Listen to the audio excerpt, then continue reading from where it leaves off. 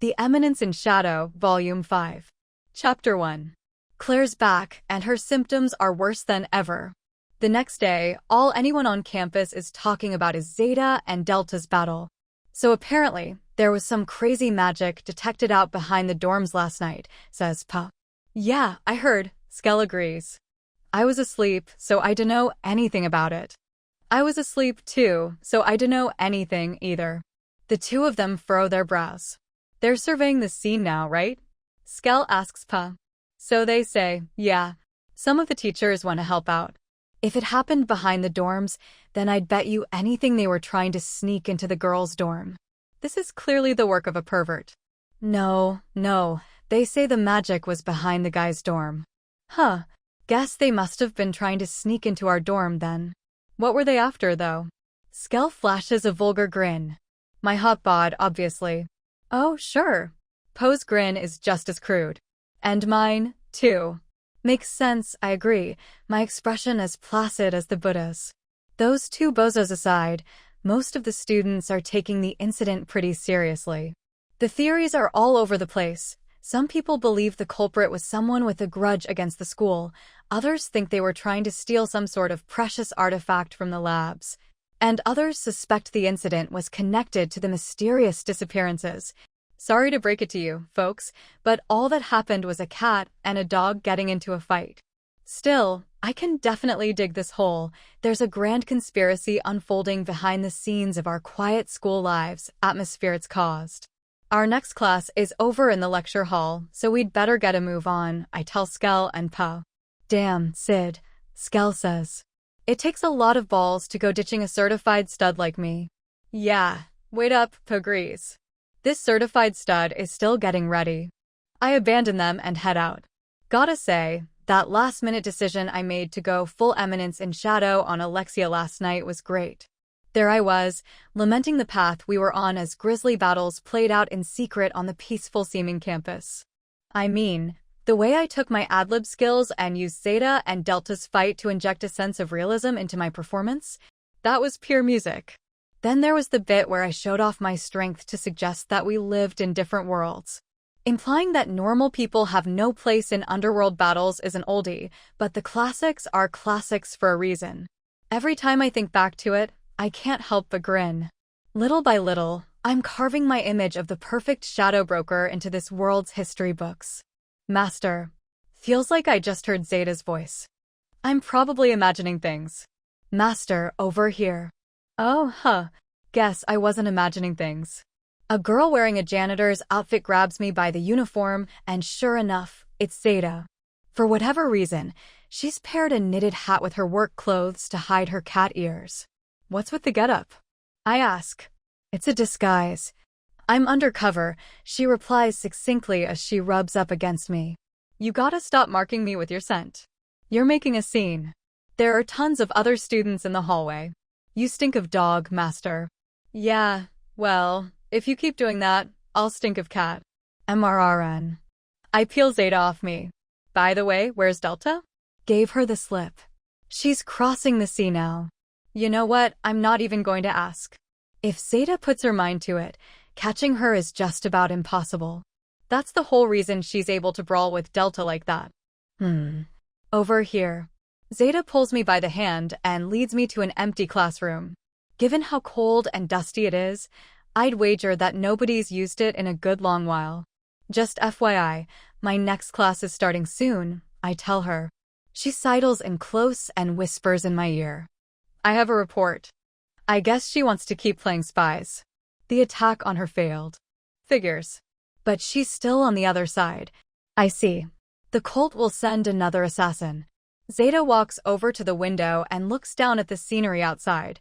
I walk over next to her and look out the window, too, to build atmosphere. Off in the distance, I can see the teachers and Night Order investigating the scene of last night's fight. Zeta fixes her violet gaze on them. I follow her lead and stare at them as well. It'll probably be you-know-who, she says. You-know-who, huh? I'll step in if things get hairy. I'll leave that call to you. Then Zeta suddenly ducks. I follow her lead and duck as well. They're probing, she says.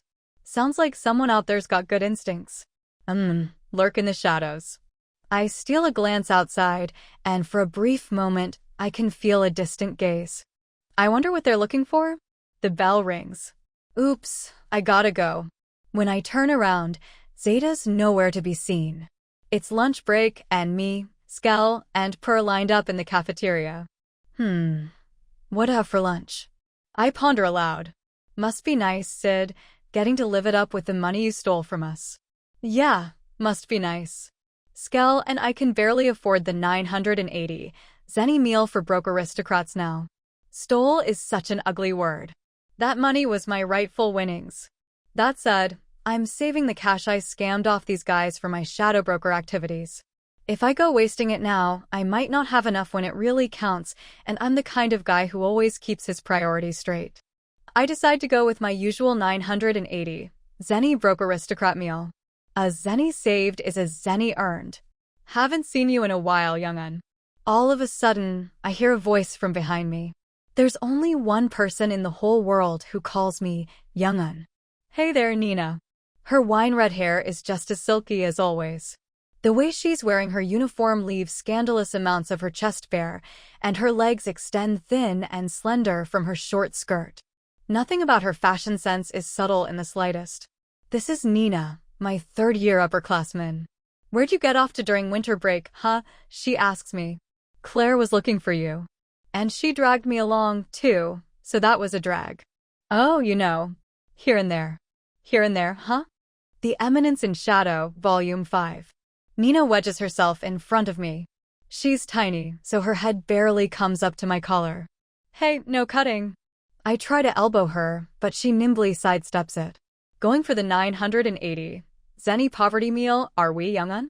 Sounds like someone's a little hard up for cash.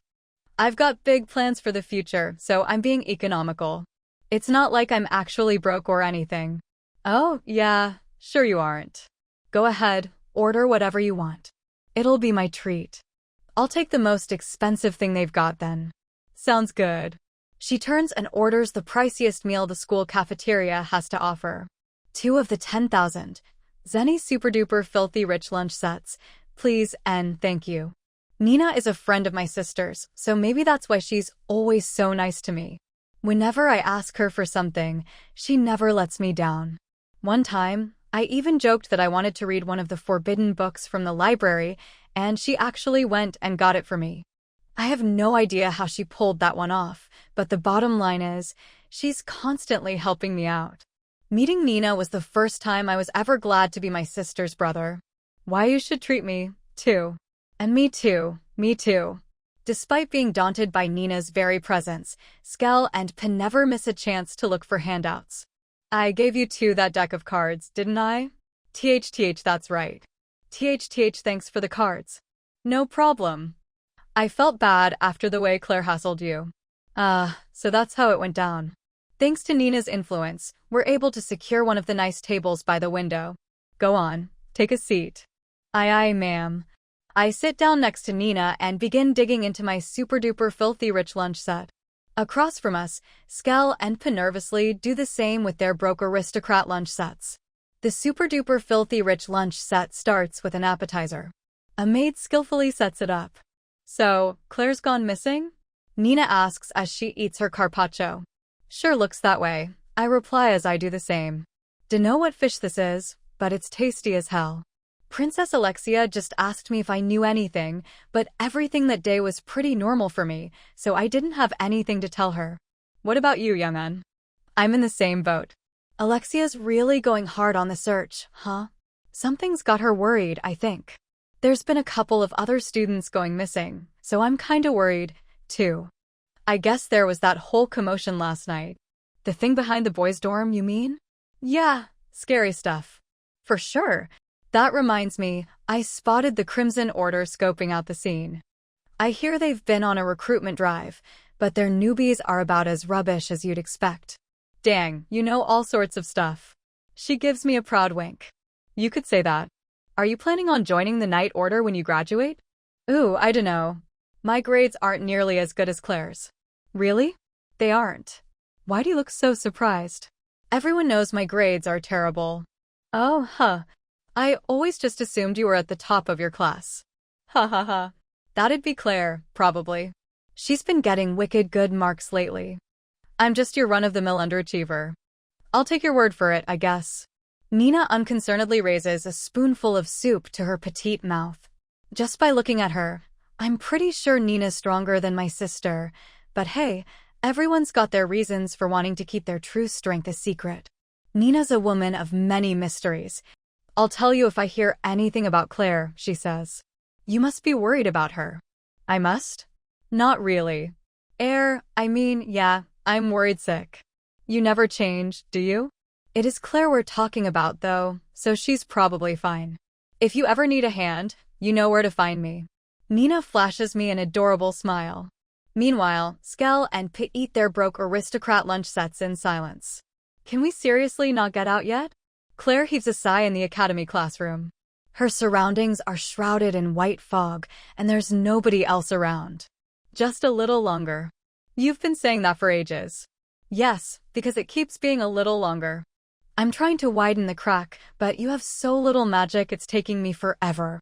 Oh, gee, my bad. Sorry for having so little magic. I'll have you know, I've got more magic than almost anyone at school. Small fish, small pond. I swear, it's like you're trying to offend me. Oops, did I say that out loud? Also, what were you saying about a crack? There's a crack you can pass through to get back to your original world. My original world? What world is this then? Oh, a lady never tells. Claire lets out another sigh. There's so much she doesn't understand. She doesn't even know where to start. She sits down at a desk. Right as she's about to cross her legs, though, she senses that something is off. There's something touching her leg. On further inspection, she discovers that it's a translucent human arm. It's drenched in blood and grabbing onto her. What is that thing? She leaps to her feet, gives the arm a fierce kick, and backs away. As the arm goes flying, the rest of a blood-soaked human appears attached to it. Their skin is ashen, their eyes are sunken, and their chest has a massive wound in it. It's pretty clear they aren't alive. Be careful. That's a spirit. A what? A hero of old who's been chained to this land. They're bound by profane magic and forced to wander for all eternity. Go on and put it out of its misery. Okay, sure, but how exactly do I do that? Oh, hitting them will probably do the trick. Rah. When the spirit tries to get back up, Claire wallops them with a magically imbued punch. The spirit bursts and fades away. That felt nasty. If spirits are showing up, then the seal must be weakening. This could be bad. What seal? Don't mind me. Just talking to myself. I messed up. I need to make sure she can't hear me. I guess what she lacks in magic, she makes up for in hearing. I can still hear you, you know. From then on, Aurora is silent. Another spirit appears, and Claire kicks them away. It really sucks, not having a sword. Sadly, she left her sword back on the other side. Spirits continue popping up every so often, and Claire dispatches them as she waits for Aurora to finish working. The spirits are coming more frequently now, and the fog is getting denser. Are you almost done yet, Aurora? Just a little longer. For real this time? For real. But unfortunately, we have company. Sensing someone behind her, Claire whirls around. A man in a black robe has been standing there since who knows when. His face is hidden beneath a dark mask. When did he? Claire assumes a combat stance, but without a sword, she looks a little silly. In contrast, the robed man does have a sword, and he brandishes it with a practiced hand before closing in on Claire in a flash. How's he so fast? Claire dodges his initial strike by the skin of her teeth, then backs off and puts some distance between them. However, the robed man has no intention of letting her get away. He circles around her and strikes her with his sword. RGH! Claire gets sent flying, but she then totters back to her feet. That was a powerful blow he dealt with the flat of his sword, but she's not out yet. The man doesn't seem to be going for the kill. He must be planning on capturing her. Aurora's voice echoes in her head. Looks like you're outmatched. Shut up, will you? In case you hadn't noticed, I'm in the middle of something here. Well, yes. In the middle of losing. Oh, be quiet. If I just had a sword, it wouldn't make a difference. I said shut up. Here he comes. The robed man takes a running start and bears down on Claire. I'll lend you my strength. Huh? It happens in the blink of an eye. The man is right in front of her, ready to strike, when all of a sudden, a red tendril swats him away. The tendril is coming out of Claire's foot, and it undulates like it has a mind of its own. What is that thing? Blood. Blood. If you work hard, you'll be able to use this technique, too. After all, I'm what? It's nothing. The fight isn't over yet.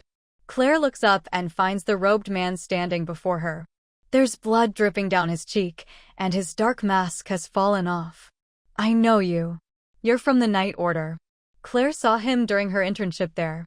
The man grins and gives her a bow. We meet again, Claire. You're Viscount Jean, captain of the 3rd Night Order's 4th Company. That was just a cover identity. I'm a named child, Jean, the wicked smile.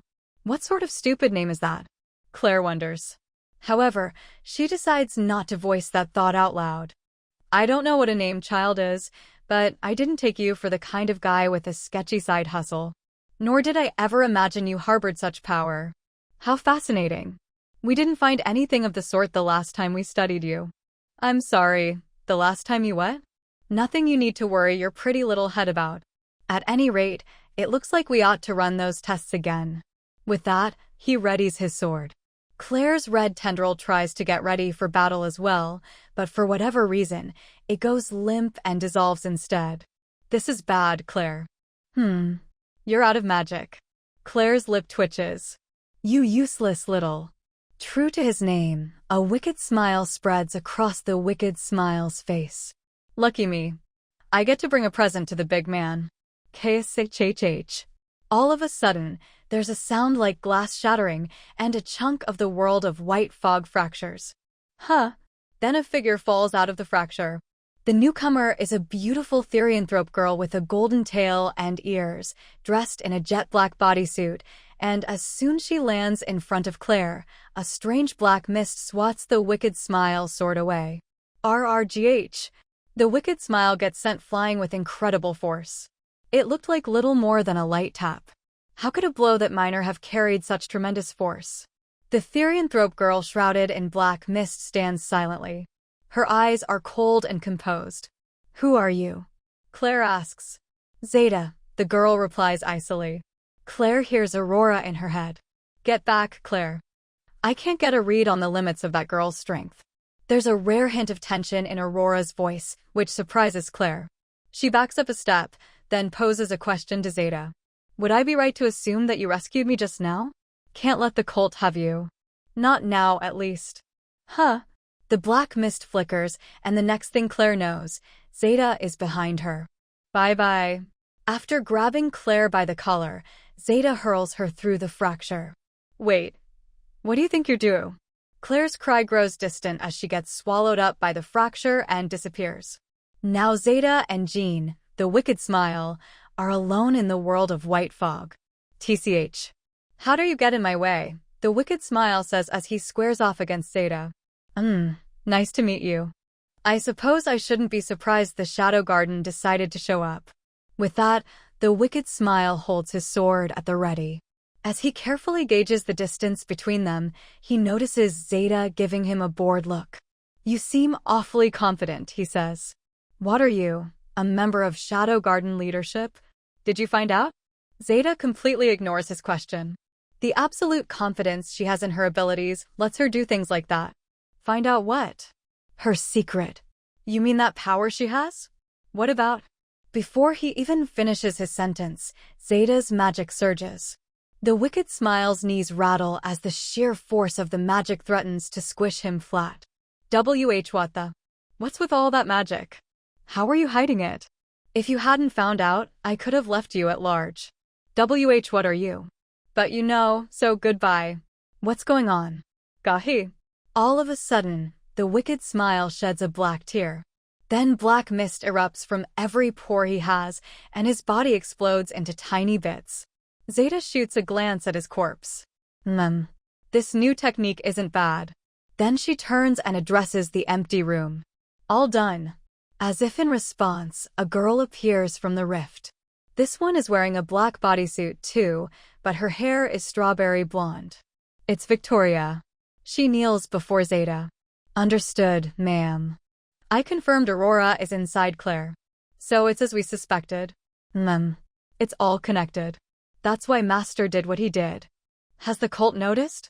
Not yet. What do we do then? Shift to Plan C. Claire will be the key to our strategy. However, it's the one that leads to the most desirable outcome. Master said to fix my gaze on the future. So this is Master Shadow's will. Victoria folds her hands in front of her chest in prayer. She needs to know. 2. Zeta orders her. Tell her the plan's changed. With that, she turns into black mist and vanishes. Victoria watches her go with a thin smile. The only sound in the classroom is that of pens scribbling across exam papers. I frown and glare at my test. Welp, I'm stumped. Finals are just around the corner, so we've been getting a lot more pop quizzes lately. The only punishment you get for failing them is an extra homework assignment, but those extra assignments are a bunch of work and a royal pain in the ass. The teachers are desperate to get even the absolute morons up to par. Personally speaking, I've been keeping up my background character facade by just barely passing each quiz. Through cheating, of course. Now, however, my over-reliance on cheating is finally catching up with me. The problem is, Isaac is absent. Not only is Isaac the top student in the class, he also sits at the perfect angle for me to see his paper from my seat. It's like he was born for the express purpose of me cheating off him. Thanks to this guy, I've been able to tailor my quiz scores with nearly superhuman precision. But today, he's absent. Now I'm in real danger of failing. RGH. When you're cheating, it's crucial to pick the right person to cheat from. It won't do you any good sneaking peeks at an answer sheet if the person writing on it is an idiot. I look to my right and see Skell shadily glancing around. He's useless to me. I look to my left and see Pa staring beneath his desk at a suspicious angle. He's useless too. At this point, the only person I have left to rely on is Christina, the Duke's daughter, who sits diagonally in front of me. She's one of the top 5 students in the class, but there's one big problem with her. From the angle I'm at, more than half of her answer sheet is obscured. I've already copied down the bits I can see, but that adds up to only 40 points out of 100 tops. I need 60 to avoid failing, and this ain't gonna cut it. Should I conceal my presence and sneak somewhere that gives me a better view to copy from? The issue there is, concealing my presence doesn't do squat as far as making my physical body disappear. If I start walking around without any cover or obstructions, then people are just gonna spot me with their eyes. And given how many eyes there are in the classroom, I'll get caught for sure. In light of that, it looks like my only choice is to move so fast that no one can see me. It's an option, for sure. If I really let loose, moving that fast is a piece of cake. However, there's a glaring flaw in that plan. If I move faster than the naked eye can see, the wind pressure will literally blow my cover. I might accidentally send the test paper flying. Heck, I might accidentally send Christina flying. That right there would be a complete baby/bathwater situation. In other words, I need to move subtly enough to not release any wind yet fast enough that nobody sees me. Who knew a little old pop quiz was going to demand such an exacting level of technical mastery? Am I even going to be able to pull this off? I've done loads and loads of training to be able to move fast. However, not once have I ever trained to be able to move fast without building up wind pressure. That said, the extra homework assignment would take me 2 whole days to finish. No guts, no glory. To give up now would be to sully my name as a background character. I begin molding magic so fine that no one will notice it. All right, baby. First time's the charm. Right as I do. Hey, you there. What do you think you're doing? I got spotted. I freeze in shock and my magic dissipates. However, I'm not the one the teacher is looking at. He's looking at the seat beside mine. Skell Edel. You're cheating. Skell trembles as the color drains from his face.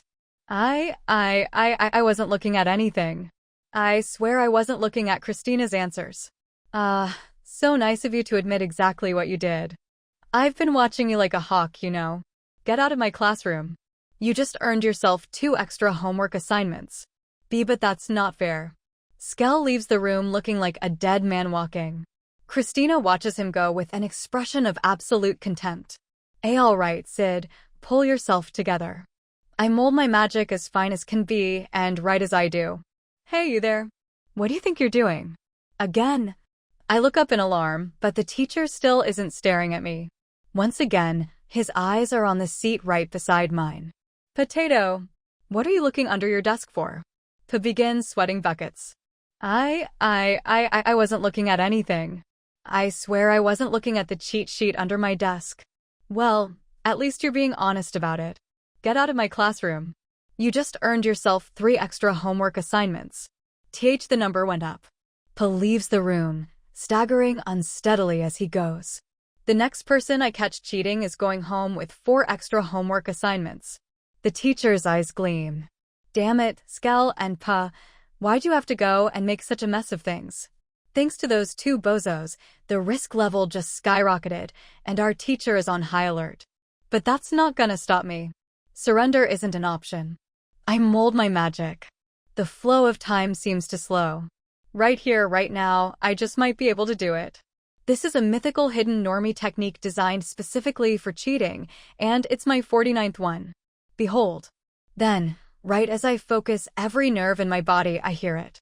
There's a loud thud as something comes falling out of the air. When things happen that make zero logical sense, people tend to find themselves at a loss for words. I have no idea why Claire just fell on top of our teacher, but every person in the class is now staring at her in dumbfounded silence. Even I had no idea she was planning on going this far. To think that this is what she was foreshadowing when she decided to go missing. What do you mean, you can't let them have me? Claire tramples our teacher underfoot as she rises to her feet and shouts at the empty air. Answer me. I have special powers, and I'm not. At that point, she shoots a quick glance around the classroom. Her expression stiffens. You're in the wrong room, Claire Kagenou, our squish teacher chokes through the pain. Well, that's, Claire turns bright red. I can't tell if she's smiling or if her face is just twitching. I'll be going now. So sorry about that. With a brisk bow, she does a quick 180 and scurries away. Looks like someone's getting in trouble later. She's falling out of the sky. She's talking to the empty air. She's declaring that she's got special powers. Her symptoms are progressing faster than I ever expected. Just this once, though, they saved my hide. Thanks for distracting everyone, sis. With a grin, I fill in the empty spots on my answer sheet. Claire emerges from the guidance counselor's office and lets out a small sigh. Well, that was dreadful. The head teacher just scolded her for nearly an hour, and the light streaming into the hallway is taking on hues of red. Off in the distance, she can hear students chatting. Her footsteps echo through the empty corridor. Of all the classes it could have been, why did it have to be Sid's? I have no idea how I'm supposed to look him in the eye tomorrow. She blushes, then turns to the empty air. And it's all your fault. Wow, rude. That was in no way my fault. Then explain to me what did happen. Nobody's going to believe me if I tell them I got attacked by some weird people in some sort of weird space and ended up falling on top of a teacher. I thought they were about to refer me to a shrink. You're better off not knowing. Once you do, there's no going back. Police. I can't stay in the dark, not after what just happened. I'm pissed. No. I can't put you in harm's way. I'd say I'm smack dab in harm's way already. Besides, if you don't tell me what's going on, I'm just going to figure it out myself. I refuse to let things end like this. You're wasting your time. We'll see about that. Aurora the Calamity Witch. Where did you learn that name? I did my research, that's what I... Claire freezes in place mid-sentence. She thought the hallway was empty, but at some point, a silver-haired girl showed up. I do apologize for interrupting your soliloquy, Claire Kagenou. There's something I want to talk to you about. The girl peers at Claire, her red gaze burning with interest. It's Alexia Migar, one of the Migar Kingdom princesses. Claire's expression hardens. I wasn't just talking to myself. Alexia puts on a big show of scanning the hallway. Well, I certainly don't see anyone else around. Claire's expression hardens further. You and I aren't friends, princess. I have nothing to talk to you about. I can tell you're no fan of mine. Which is odd, considering that as far as I know, we've never talked before. And we're not going to, you royal wench, not after the way you led Sid on. Claire's eyes are full of murder and steel. Alexia can practically feel Claire's gaze burning a hole in her. What? She cries. Her gaze darts around, and there's a hint of panic on her face. There's a whole lot of context you're missing. At no point was I trying to lead him on. Oh, really now? You can barely even say it with a straight face. I smell a liar. Excuse me. Rude. I'm not a liar. And also, what's with the attitude? You're his sister, so I figured I could at least try to pretend to be nice to you. And there it is. A liar and a fake, to boot. Claire practically spits out the words, and Alexia clicks her tongue. You really are siblings, aren't you? You're exactly alike, the way neither of you has a respectful bone in your body. Wait, you think Sid and I are alike? That's what I said, yeah. At least when it comes to disrespect. Oh, so you think we're alike? Tee. Claire's entire face lights up. What does that matter, though? Wow, I guess you do have an eye for people. Claire swings her arm over Alexia's shoulder, and Alexia has approximately zero idea what to make of it.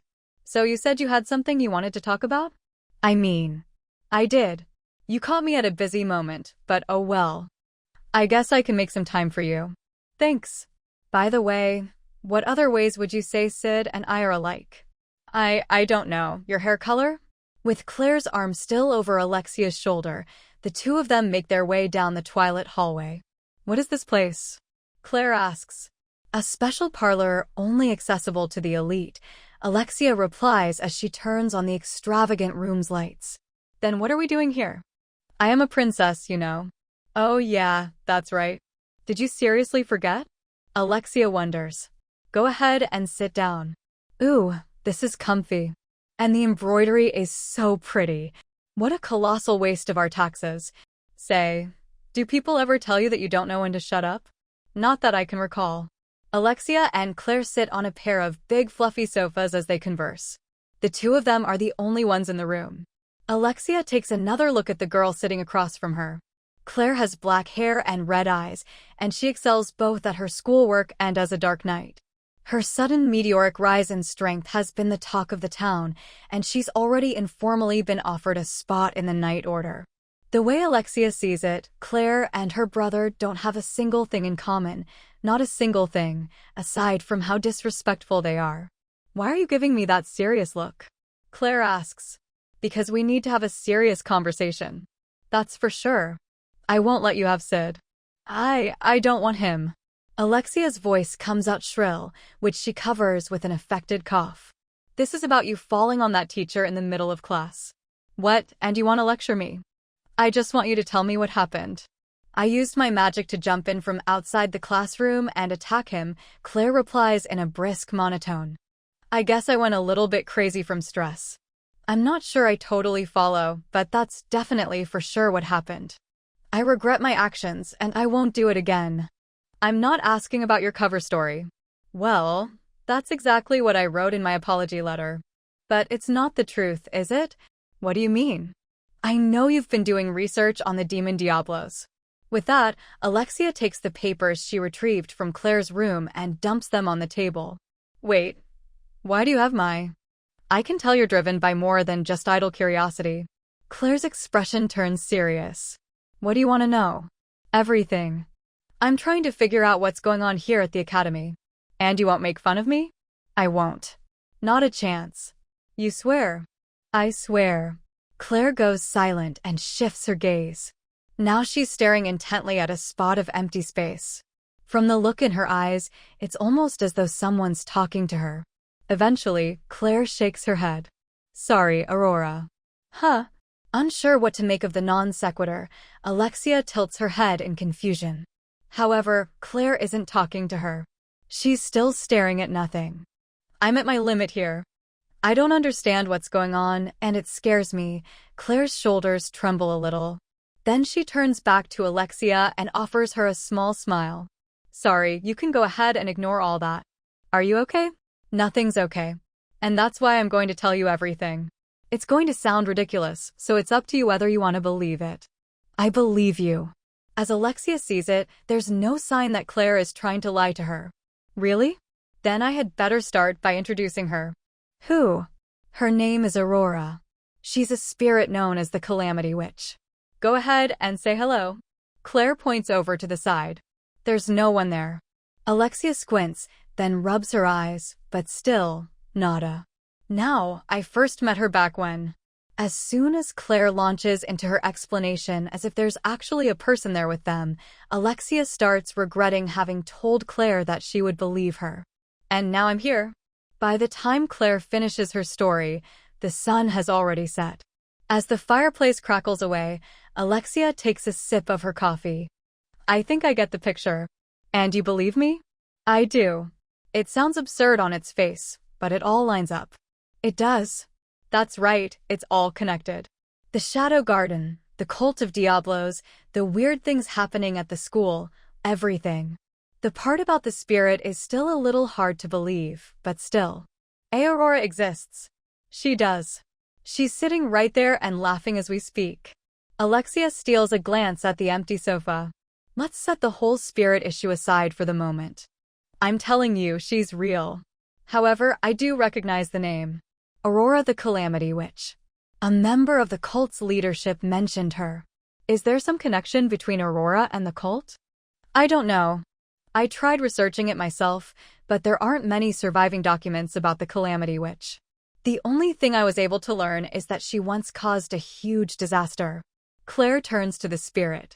You caused a huge disaster, Aurora? It really does look like she's talking to someone. So that's what happened. Aurora says that she's the one who wiped out the pig orcs. She says she just couldn't stand the look of them. I don't think that's the disaster they were talking about. It isn't? Oh, I see. Aurora says she's also the one who doodled on the Holy Shield Aegis.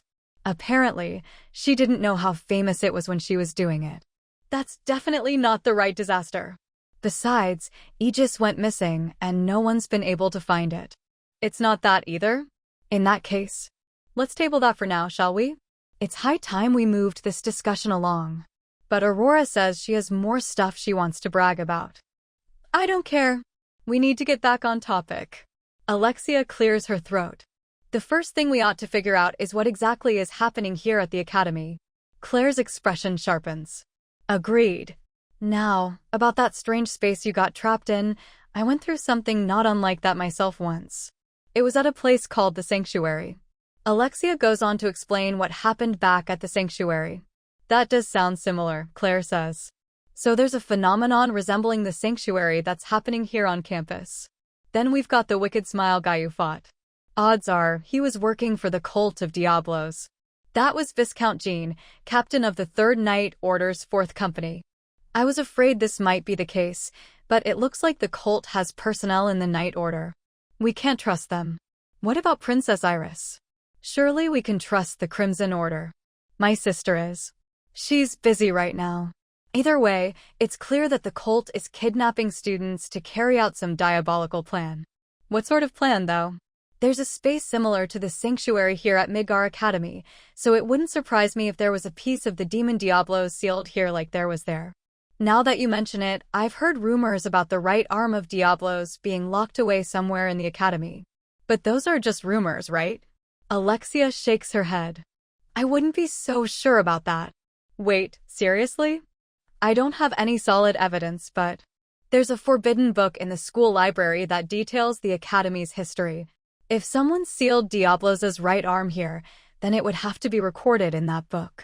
Can you use your royal authority to get us into the forbidden book section? Cutting through all the red tape would take ages. What do we do then? Alexia grins. We sneak in, that's what. We'll get in big trouble if they catch us. So let's not get caught. We can't trust the Night Order. We can't trust the teachers. It's up to us to crack the case.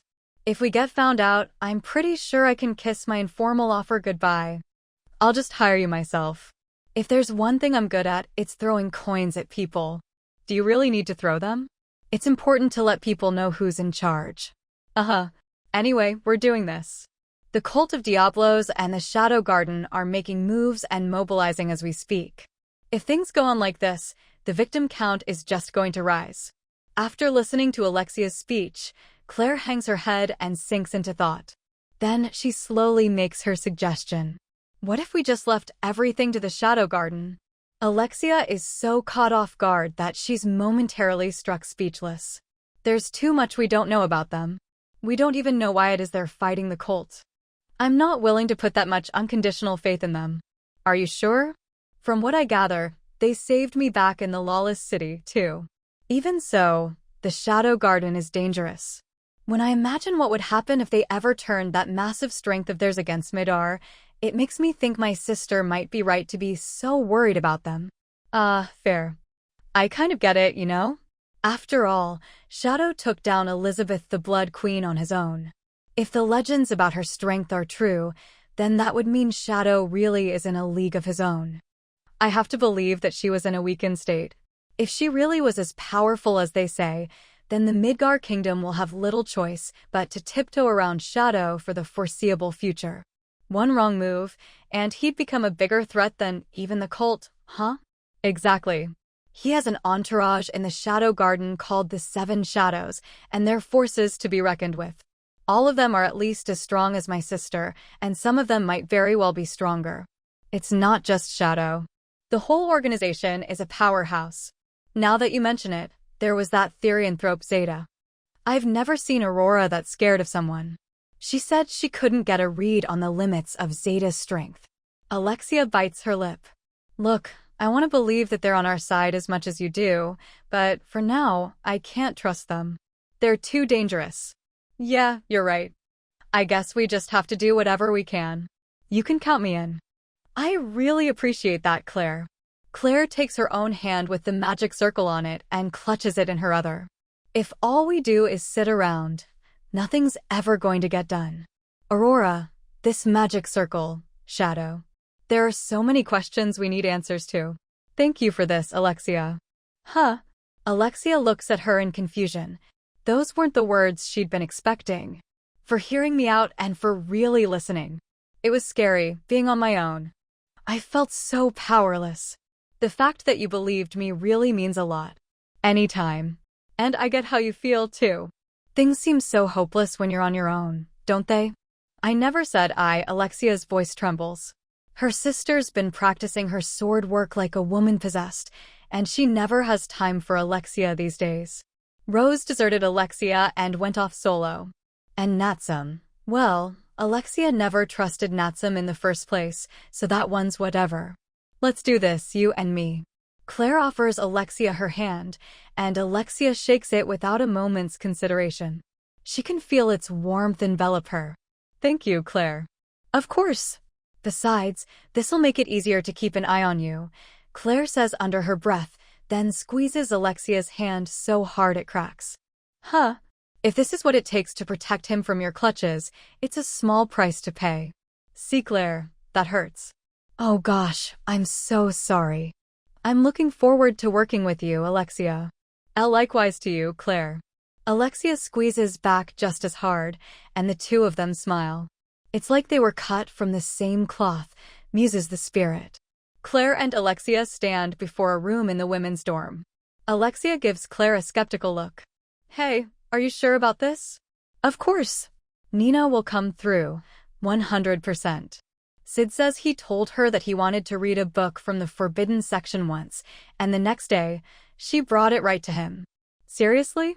I've never heard a faker-sounding story in my life. No, it's cool. Sid would never lie to me. Of course he would. The guy's practically made of lies and avarice. The Eminence in Shadow, Volume 5. Hey, don't go bad-mouthing my brother. It's true, though. Alexia ends the conversation by knocking on the door. Come in, someone replies cheerily from inside. The door swings open. Hey, Claire. Glad you're safe. You had me worried there. It's a short girl with wine-red hair. Sorry about all the fuss, Claire tells her. Hey, as long as you're okay, then consider it water under the bridge. Make sure you give me a shout before you go missing next time, Kay? I'll see what I can do. Nina shoots a glance over to the side at Alexia. Gotta say, though, you two sure make for an odd couple. Nice to meet ya, Princess Alexia.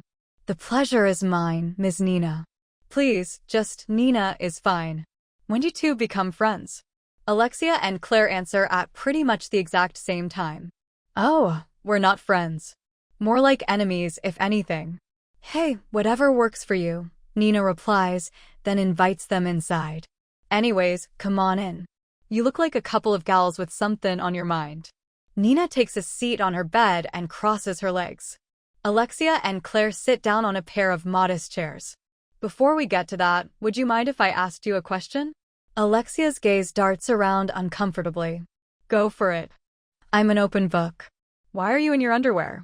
For reasons unknown, Nina is dressed exclusively in sexy lingerie. Despite her petite build, she has curves in all the right places. Even fellow women find themselves captivated by her figure. 'Cause it's comfy. Do you always hang out dressed like that? Yeah. Mitsugoshi's underwear feels great, and the designs are awesome, too.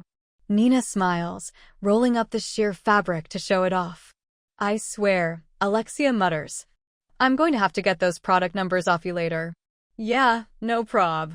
I've got some other models of theirs that are great, too. Show me, Alexia replies instantly. Her expression is dead serious. And who exactly are you ever going to get to show them off to? Claire scoffs. Alexia glares at her. Shut up, you. Anyhow, we need to get back on topic. Oh yeah, right. Nina agrees. And I gotta hit the hay soon, so if you could give me the quick version, that'd be great. Late nights are murder on my beautiful skin. Sure, of course. We wanted to ask you about that forbidden book. How'd you steal it? Nina blinks blankly at Claire's question. What forbidden book? You lost me. You don't have to keep it a secret. Sid told me everything. You took a book out of the forbidden book section, right? The young'un said that? Well, I can assure you it didn't happen. I told you, you don't have to keep it a secret. And I told you, I'm not keeping nothing. I literally have no idea what you're talking about. Really? Really? I wouldn't know the first thing about sneaking into the forbidden book section. I did warn you, Alexia says mockingly. Fido lied to you. Shut up. Nina, you're telling the truth? You're not hiding anything. Claire begins shaking Nina's shoulders so hard that the hooks on Nina's bra come undone. See, calm down, Claire. I promise I'm not lying.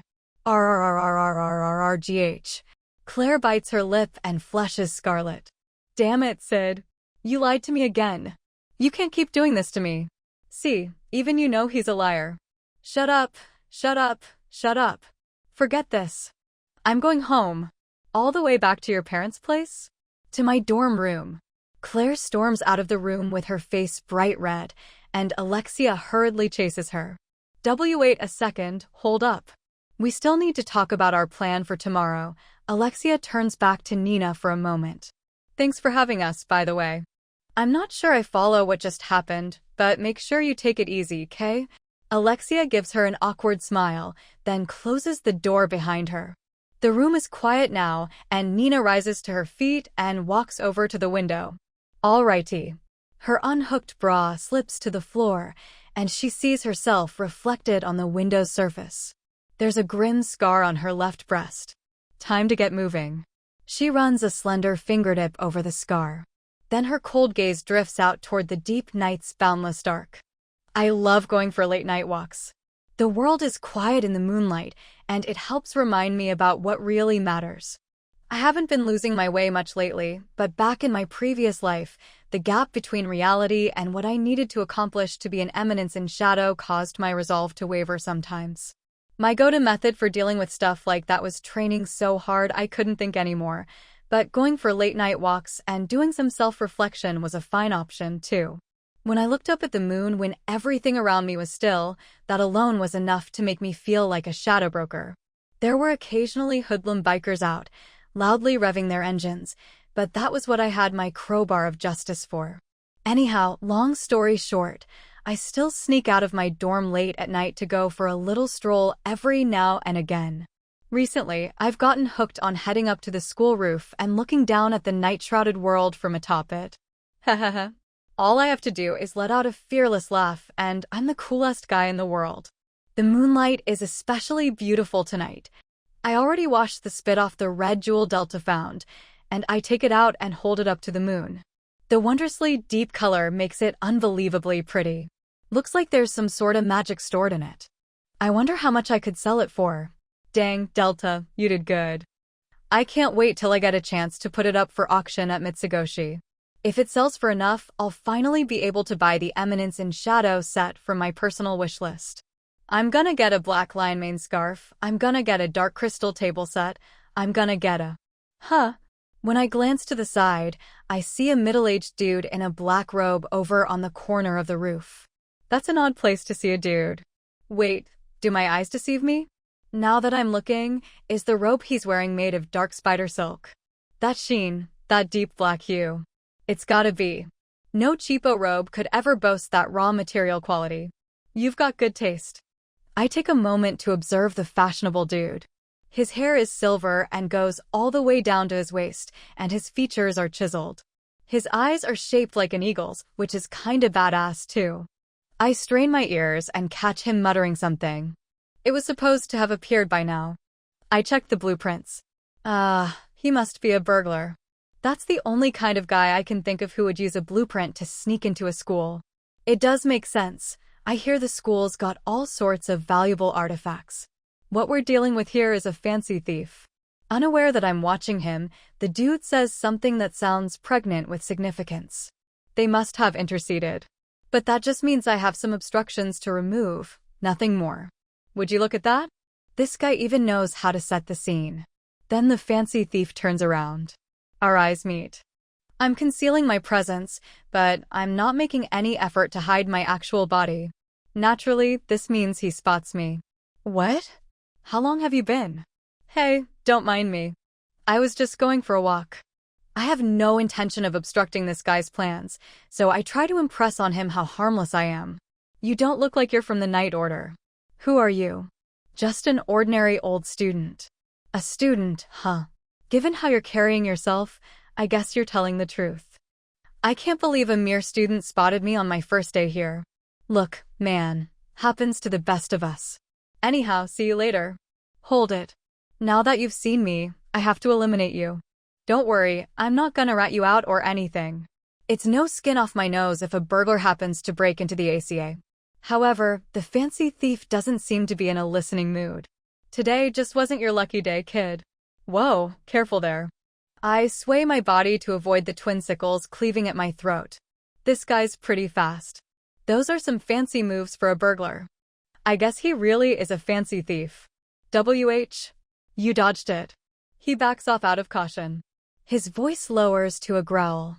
You're not just any old student, are you? Seriously, I'm not gonna rat you out.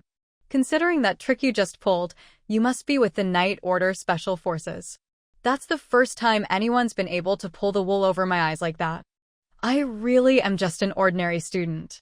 You think I'd believe that? You're probably the one who killed the Wicked Smile. It was unlike him to call for aid. That's why they sent in me, the Dark Spider. Yeah, I think you've got the wrong guy. But this is where your luck runs out. My what? The thing is, I'm stronger than the Wicked Smile. The fancy thief slashes my arm with his sickle. Clang! A heavy noise echoes out from my arm, and sparks go flying. I can't cut you? I reshape my uniform. Black slime flows down my arm, covering it up and coalescing into a talon where my hand is. That black weapon. You're with the Shadow Garden. The fancy thief makes a desperate attempt to back off. However, nothing he does can change what's about to happen. So fast. I close the gap and gouge out his heart with my talon. Impossible. That power. Huh. He clutches my talon with both hands and grimaces. It can't be. No, this is where you are. So you disguise yourself as a student. Forgive me. Lord. Finn, RIR. With that, he hacks up a huge mouthful of blood. Aw man. There I go, murdering people again. I steal his dark spider silk robe, taking great care not to let any blood get on it, then kick him off the roof. Shit. When I look down, I see that the fancy thief has fallen to his death. That's all well and good, but there's a bronze statue right where he landed, and he had the unique misfortune of getting impaled on the sword the statue is holding up. It makes it look like he's been brutally executed. What should I do about the body? I guess I'll just leave it. There's blood splattered everywhere, and cleaning it up sounds like a royal hassle. I can just write it off as a special gift from me to all the students enjoying their ordinary school lives. All of a sudden, I notice an odd white fog drifting by. I'm pretty sure there wasn't any fog there a minute ago. What is that stuff? I blink and it vanishes without a trace. Did I just imagine that? I don't think so. There's no way that could have been a weird trick of the light. It was only there for a moment, but I definitely saw some fog there. I guess it's just one of life's many mysteries. It's not like seeing some white fog is gonna change my life in any meaningful capacity, and if I want to see more, I can always just head up into the mountains. More importantly, I gotta go hang my new dark spider silk robe on my wall and catch some ZS. The area is enshrouded in a gloomy white fog and illuminated by a quartet of red cylinders of light. What a low compatibility rate. The fault must lie with the base specimens. This is what happens when we can't get our hands on any possessed. There's a skinny man standing before the cylinders. He jots something down in the file he's holding, then sighs. Is there still no word from the specimen procurement team? It's hard to see, but there's something floating in the red light. Human beings. There are 4 people, each of them floating in one of the cylinders and hooked up to a series of tubes. The tubes expand and contract like living creatures as they suck something out of their victims. Inside, all the life has drained from the people's faces. We're running out of time. At this rate. The man strides restlessly from one cylinder to another. Then there are footsteps audible from the fog. How are we looking, Slender Willow? The voice's owner stops before reaching the fog's edge. The thin man, Slender Willow, hurriedly straightens his posture. We were able to retrieve 4 specimens from the student body that were compatible with the magic. We're absorbing their mana as we speak, and I believe we'll have this sealed down sooner or later. Or later, Did we have 4 specimens last time I was here? Slender Willow gulps. Well, the Shadow Garden's been running interference, you see. So I've heard. And by the looks of it, they sent someone with skills on par with their upper leadership. Oh! One of the 7 shadows, perhaps? The man remains out of sight, but his interest seems piqued. In all likelihood, yes. It could be a 7 shadow we've never been able to get a visual on before. That would make it Zeta then. Yes, sir. She appears to specialize in fleeing. I don't have many reports of people having fought her. I always just assumed she couldn't hold her own in a fight. She killed the wicked smile, so if nothing else, she's more powerful than a named child. Fascinating. Well, this should be interesting then. By the way, I hear you called in a replacement for the wicked smile. I wanted to be on the safe side, so I brought in the dark spider, one of our most powerful named children. Now the plan will be able to. The dark spider is dead. What? He got skewered out in front of the school. I'm afraid I don't. It's true. It is? I mean, not that I would ever doubt you, sir, perish the thought. Was it Zeta who killed him, too? Hard to say. We don't know who the killer is, but what we do know is that the Shadow Garden works fast. I'm jealous. If only I had underlings that competent. Ha ha ha. How do you intend to get the plan back on track? I was going to ask headquarters to send in more reinforcements. The credit collapse dealt a heavy blow to our finances. We could hire more 2nd and 3rd children, but I doubt this is the kind of problem we can solve by throwing fodder at it. But the Shadow Garden already knows about these ruins. It's only a matter of time before they breach our defenses. Well, we've already located more viable specimens. There's Claire Kagenou, and if you give me the go-ahead, there's Alexia Migar as well. If we got our hands on those 2, I believe we would be able to bring the plan to fruition almost immediately. Alexia Migar, Is that problematic? No, go ahead. Xenon's already laid hands on her. We can afford to get a little messy. After all, we of the Fenrir sect have controlled the Midgar kingdom for a long, long time. I'll give my men the orders then. No, Slender Willow, I want you to do it yourself. I beg your pardon. You've gotten too attached to the mission site. You got yourself that role at the academy. Now it's time to put it to use. But, sir, my arm. A fierce wind blows across slender Willow's neck, leaving a single thin wound in its wake. Use your position to make them let down their guard. Yes, sir. I'm going to be busy adjusting the ruins. Get it done, and get it done right. Yes, sir. Slender Willow scurries away. Now then. Something appears projected in the fog. It's an image of two girls. One is a golden-haired therianthrope, and the other is a strawberry blonde human. Both of them belong to the Shadow Garden. So that's Zeta, as well as the vaunted saint. To think that the Shadow Garden ended up taking her in. I'd be interested to see what a certain nation would do if they had that information. In the image, Zeta and Victoria advance through the white fog. Behind them, there's another figure as well. The third figure is wearing a different robe from the Shadow Gardens, and their face is hidden beneath a hood. They've already broken through our third layer of defenses. Depending on how things go with Slender Willow, the man mutters as his presence vanishes. The image continues playing in the now empty space. In it, a pair of golden eyes is fixed directly on the screen.